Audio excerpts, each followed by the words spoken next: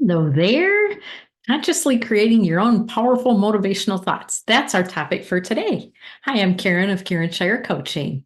And, what do motivational thoughts do? Well, they help you take action. And we're not talking about positive thinking or motivating quotes or affirmations today. Those things have their place in shaping your attitude and your thinking.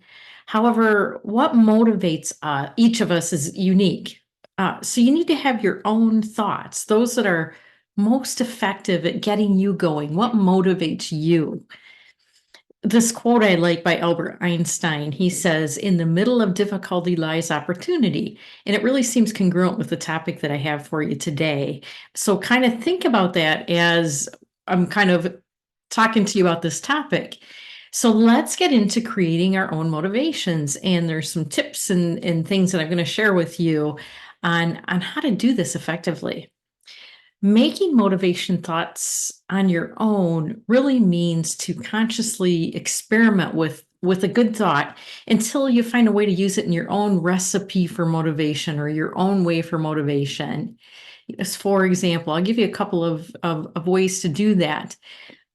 Let's say you're in a difficult situation you don't feel like dealing with, or it's one where you're fearful and resistant to the situation. So it's kind of bringing some angst. As you sit there and think about it, play around with Einstein's idea of opportunity coming from difficulty. It kind of changes your perspective and shifts it for you right away. There's one technique I like to, which is thinking about your future self looking back at the situation. You've already been through the situation, and your future self is sitting out there. And you imagine yourself explaining to a friend how you turn this difficult situation to your advantage.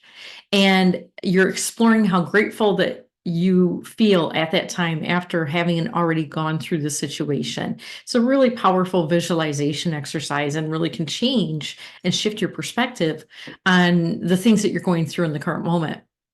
This is a great way for you to create your own motivational thoughts. Another idea is that it might be more motivating if you imagine yourself being interviewed someday about how you overcame this difficult time. I really love the Today Show. It's one of my favorites. And imagine yourself, let's say you're sitting on the couch with Savannah Guthrie or Hoda Kotb or El Roker, and they're talking to you about the situation, and they're saying, "Hey, how did you overcome that situation?" Think in your mind or write down, journal about it. How would you answer that question at that time about whatever this difficult situation is and how you got through it and how you felt about it? Really great tool to get you focused on how you want things to come out, to turn about. The thoughts that work for you now are thoughts that you need to be thinking now. So, however you want your situation to turn out, you need to be thinking in that direction. And that's why this is so important, focusing on what you want instead of what you don't. And you've heard me say that before. That's so important. Um, and next, what you want to do is learn more about your motivations and become really conscious of them, focusing on motivations and what you do want to happen and how you want things to go. It's going to send out positive, energetic vibrations, and it's going to keep you more optimistic when difficulty arises. So when you have those bushwhacks or those situations that come up, you're probably going to deal with them a little bit better in the future. And the bushwhack in those times aren't going to be quite so heavy or painful to you. Experiment and get to know how your mind works. I find it fascinating. I find that beyond just thinking a thought, if I explain it to someone, I get really excited about it. I'd love to help people with their understanding. And that's one of my own self-motivation recipes. I think it's the teacher in me, the coach in me. So that's a motivator for me. It may or may not be for you. Um, but let me give you another example. When I feel unmotivated about writing, or I'm having kind of a writer's block and I just can't get going, I explain the idea I have for an article or a blog or a video to maybe my husband or a mentor, my coach, or a close friend. And by the time I'm done, I become very motivated to just sit down and do the work. Usually I have some clarity, and they often will share their perspectives, which can help make my writings or content even better and deeper. And probably in a better spot than I would have been had I not listened to their wisdom and their perspective. So it takes me a little bit deeper. And that motivates me too when I can talk to someone else who can have a good conversation about something I'm working on. You can get creative in your motivational experiments. Maybe thinking about an amazing vacation that you want to take, or the home that you want to live in, or the place you want to go that really lights you up.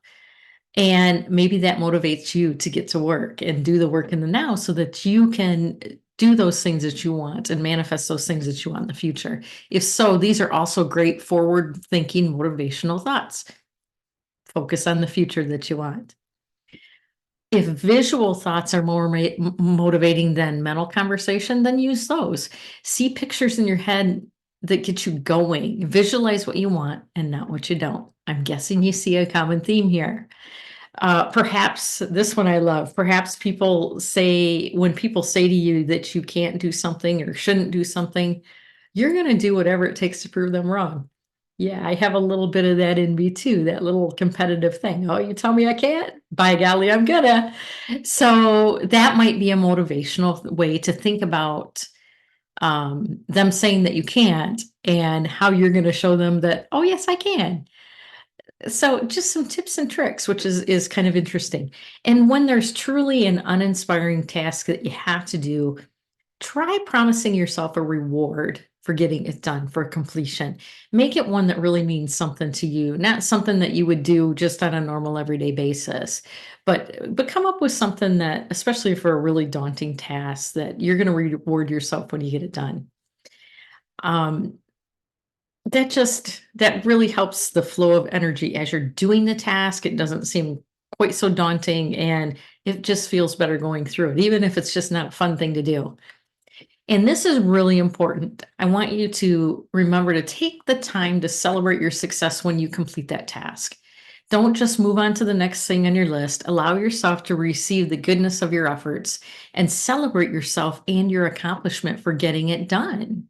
That's so very important. And that's something that I've personally had to practice over time because I'm that taskmaster, and I just tend to, tend to move on quickly to the next thing. And I've really had to slow down and focus myself on celebrating those successes and getting the meaning out of it. It's just so important. And then finally, practice gratitude for your accomplishments. You've practiced, you've been excited and um, celebrated it, but now practice gratitude also. And practice what you went through, practice your accomplishments, and have gratitude for your fortitude, your resilience, and getting through the difficult situation. It took you a little gumption to get through it. So celebrate that. Be grateful for that, because that's the person that you are. And have you ever noticed that when you get on the other side and you look back, it often seems less difficult than you had imagined going into that situation or task? Boy, it sure does. It's kind of human nature. And I'll tell you, in the book Life Shifts, Women's Stories of Surrendering to and Rising Above Life's Challenges, I shared my own personal story about a really horrific event that happened to me. It affected every aspect of my life over a period of several years. Um, and at the time, it was something I thought I'd never overcome. It was really bad, actually. But it was also in this book, I wrote about it, the story, and it was also a story of the gifts I gained from this. And it was a little hard to scrape the gifts out, I'll be honest with you, because it was such a horrific event. But Life Shifts is my story, but it's also the story of 22 other amazing visionary co-authors and how we overcame our bushwhacks on our own life's journey. If you want to get a copy, you can go to www.lifeshiftsbook.com. I'll put that website in the notes too. So if you're looking for inspiration, you can get your copy on Amazon.com or lifeshiftsbook.com. And like I said, I'll leave the link in the show notes below. And there's one last tip I want to leave you with. Remember that there's always a gift in every difficult situation or obstacle we face. Reflect on those gifts that you receive after going through a situation or um, anything, a bushwhack that you went through. It might be just as simple as learning or experiencing the situation and knowing how to better traverse it or avoid it at a later time, knowing what you won't do next time. Um, or perhaps it just gave you some new insights about yourself, new insights about other people, and it just gave you some experience and learning. All of these things are gifts. So when you think back on that, instead of focusing on all the stuff that went wrong or went bad, I invite you to focus on the gifts. What did it bring you? And sometimes, like I mentioned a minute ago, it may seem really hard to find the gifts, and it might be just as simple as I gained an experience through this. I gained knowledge, I gained wisdom, but there's always a gift. You just have to look a little bit for it. Now, as we that come to a close, what I'd like to do is leave you with two journaling prompts to help you go a little deeper in your self motivational focus. And this is the first one. I want you to take a bit of time and just think about what motivates you and think about them, but also write these thoughts down so that when you're faced with another difficult task or situation and things look bleak, you can come back to the list and you can find a bit of motivation to get you through it with a bit more ease and grace. So think about it, write it down. What are those things that motivate you? And the second journal prompt, think back on a difficult situation you were faced with and overcame. Write a letter of gratitude to yourself. And I want you to acknowledge your strengths and your accomplishments and your ways of being that made a difference as you traversed through the challenge.